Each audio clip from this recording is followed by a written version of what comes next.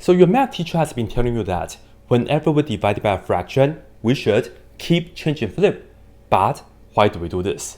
Well, first, let me just demonstrate what this is. So let's take a look at if we are doing 2 over 7 divided by 3 over 5. Well, first, we are going to keep the first fraction, 2 over 7. Then we are going to change the division to a multiplication. And then lastly, we are going to flip the second fraction. So instead of 3 over 5, we will have 5 over 3. And now we can just multiply the fractions, and we'll just do top times top. That will give us 10. And then over 7 times 3, right? Bottom times bottom. So we have 10 over 21. And we cannot reduce this, so this will be the answer. But why do we do this though? Well, first, let me just give you an example. So right here, suppose we are just going to do this one right here.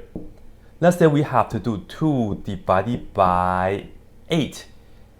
So what do we do this though? Well, firstly, let's focus on the division symbol.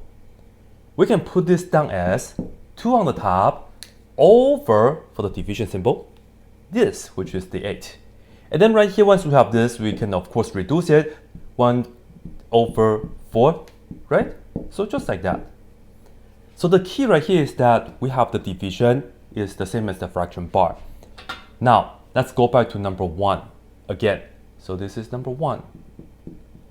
Let's have a look. If we have 2 over 7 divided by 3 over 5, I'm going to use this division symbol and turn that into a big fraction bar, just like what we have over there. So we have this thing, which is 2 over 7 on the top, and then this right here is an over that, which is 3 over 5. So we have a fraction divided by another fraction. Now, did I make this more complicated? Well, kind of, but here's the deal. If you look at the bottom right here and just multiply this by its reciprocal, which is just you flip that. If you do 5 over 3 here, well, guess what?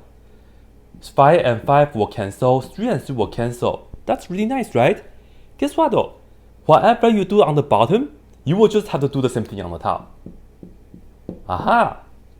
Ladies and gentlemen, this right here is the same as 2 over 7 times 5 over 3. And of course, the answer is just 10 over 21. So this right here is the idea. What we are really doing is just look at this as what we call a complex fraction or a compound fraction, meaning we have one little fraction, two little fractions inside of a big fraction. And then we just multiply the top and bottom by the reciprocal, meaning the flip of the bottom fraction. That's why we get 2 over 7 divided by 3 over 5 as 2 over 7 times its reciprocal, which is 5 over 3. That's it.